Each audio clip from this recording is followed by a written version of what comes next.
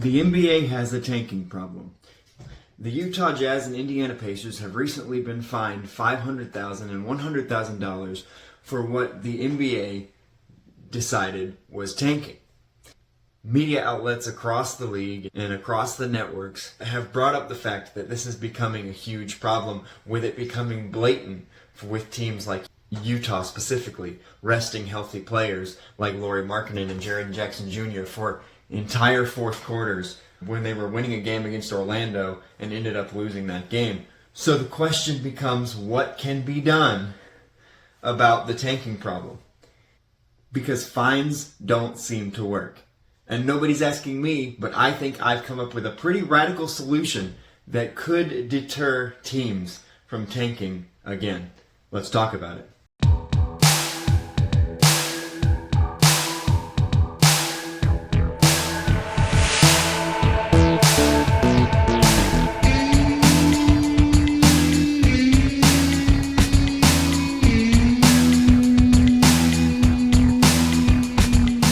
So as I said, the Utah Jazz and Indiana Pacers have recently been fined by Commissioner Adam Silver and the league for what he called overt tanking.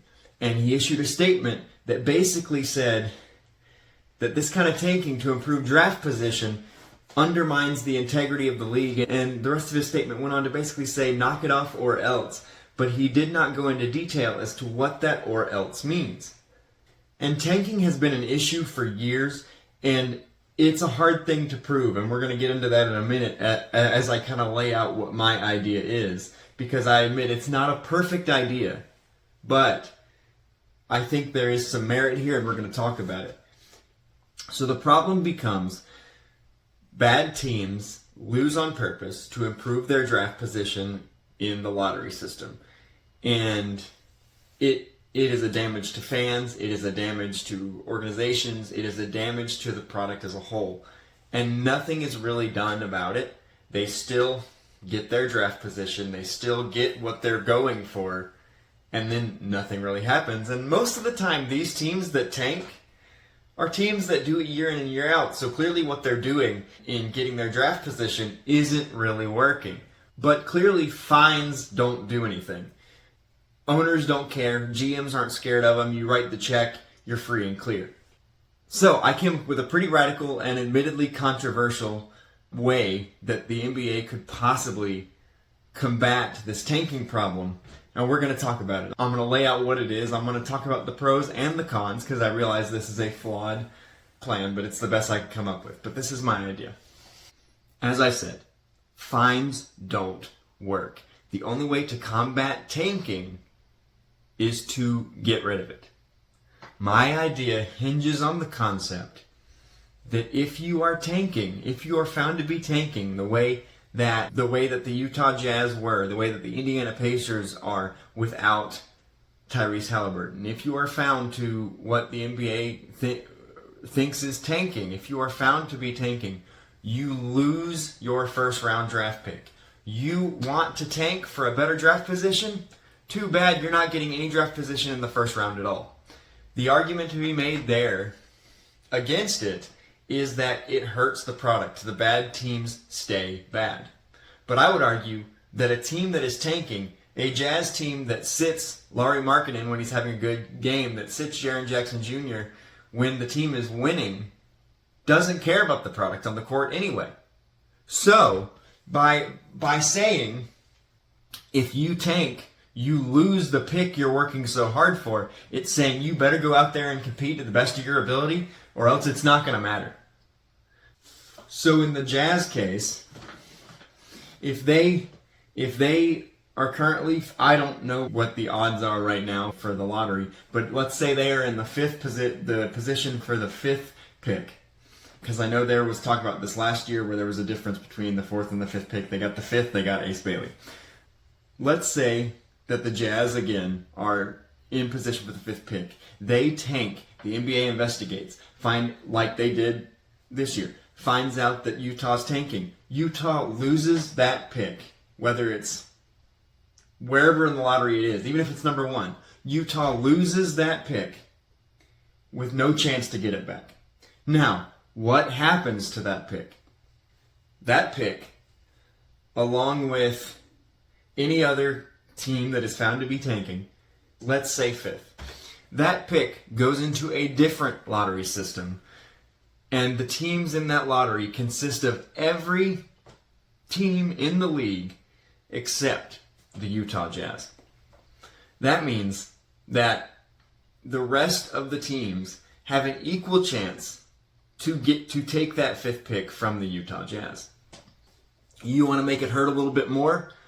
Have the Jazz keep it until draft night and have the pick made under the Utah Jazz, only for it to immediately say you're drafting for, let's say, the Milwaukee Bucks, or let's say the Atlanta Hawks. Now, the problem with that, the problem with putting the other teams into a lottery system for an equal chance at that pick is, what if Oklahoma City gets it?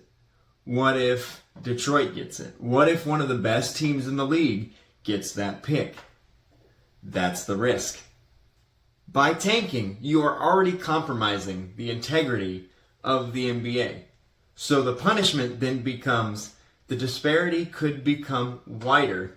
The gap between the good and the bad could become wider because somebody said, I would rather tank than put a good product on the floor. So yes, it is possible that a Detroit, a Cleveland, a Houston, a Oklahoma City, a Boston could end up with that lottery pick. But that's the price you pay. That is why this is not going to work. Tanking is not going to stop unless the punishment for tanking hurts. Plain and simple. The basis of this idea is if you play to lose, you lose. Play stupid games, win stupid prizes. Now, this idea increases competitive games in March, decreases games where the entire lineup is a G League lineup. We had a game a few days ago where, granted this was due to injury and rest for the 41-year-old LeBron, but we had a game the other night where the Lakers didn't play a single starter. That's not a good product. You could call it load management, you can call it rest, and in Luka's case, injury. You can call it what you want. But that is not a good product. So by de-incentivizing tanking to such an extreme degree, you're actually attempting to improve the product by heightening the floor, by increasing the lowest end of said product. You say it hurts fans to lose a top 5 pick. It also hurts fans to pay it also hurts fans to pay prices that are still increasing to see non-competitive games full of bench and G League players.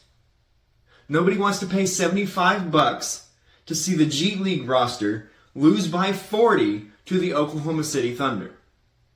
Nobody's paying for that. Games in February and March should not feel like preseason. Fans deserve better. Effort matters. Now, I do want to address the elephant in the room, where the pick goes and who could get it. Not only does this de-incentivize the tanking team by saying, if you get caught tanking, you lose the pick, but it incentivizes teams not to tank, because if you don't tank, you could end up with an extra pick. Let's say a team like the Brooklyn Nets, who isn't necessarily tanking, but also just isn't very good. They play as good as they can. They end up in the lottery. They get the 4th pick.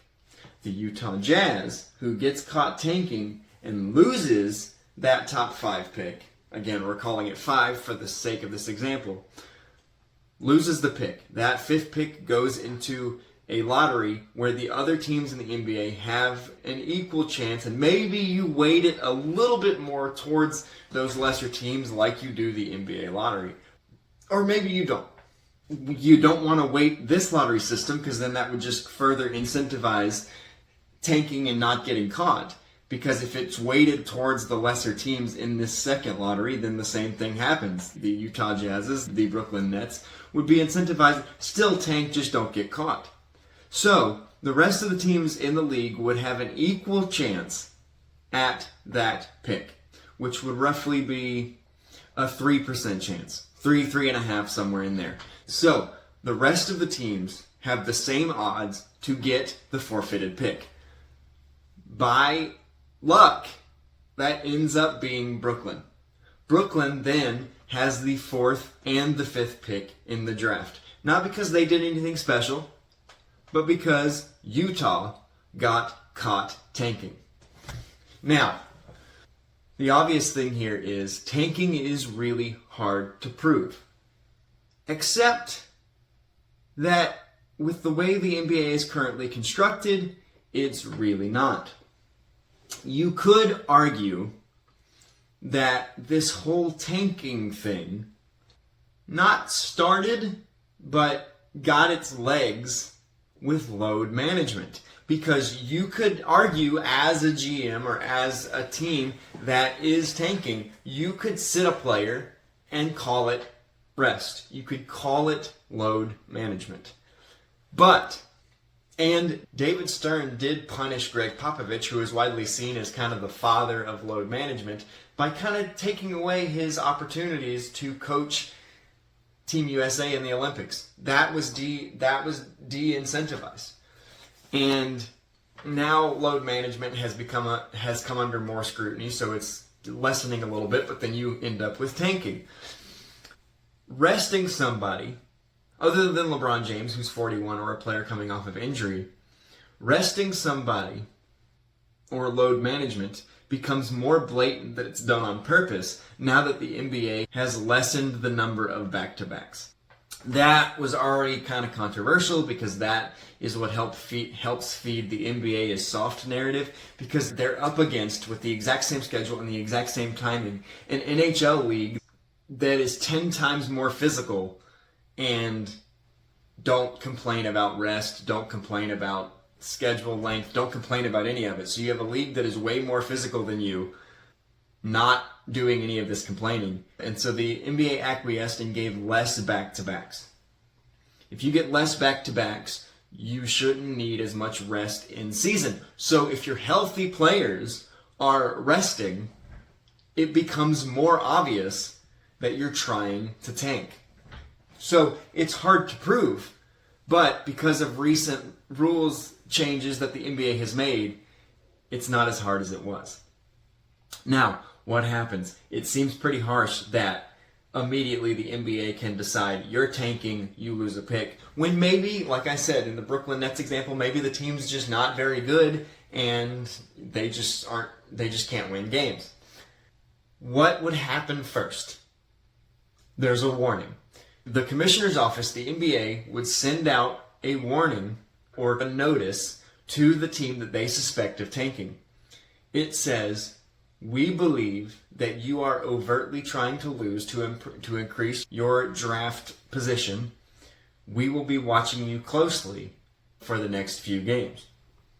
So the teams get notice that they're being looked at for tanking. Maybe this forces them to change course if that's what they were doing. Maybe they have a conversation with the office and say, hey, look, our best players are having a down year, somebody's hurt, it's just not going good. And I think this is where it hinges, the commissioner's office puts together a tanking committee that goes to these games, watches these teams, studies what's happening, and then gets in a room and decides whether or not they believe the team is tanking. The team can then appeal, and it can go through a whole process. This all sounds very legal, but this is how you fix it. You have to go extreme. The tanking problem has become extreme, so the solution must be extreme. Now, some alternate options if you believe that this is a little bit too intense. Maybe a team that is found to be tanking just loses the ability to go in the lottery. Maybe they automatically get, the top 15 get in the lottery? Maybe they automatically make the 16th pick. Maybe you say, all right, you're caught tanking. You're playing for a top pick. Enjoy picking last in the first round. Maybe you just put a number on it. Say if you're caught tanking, you're automatically picking 16th, 17th, 20th. or last. Because if you're creating you lose the pick, that pick goes into lottery, you don't pick in the first round. Again, there's going to be people that don't like the idea that a Boston or an Oklahoma City could end up with the top 5 pick.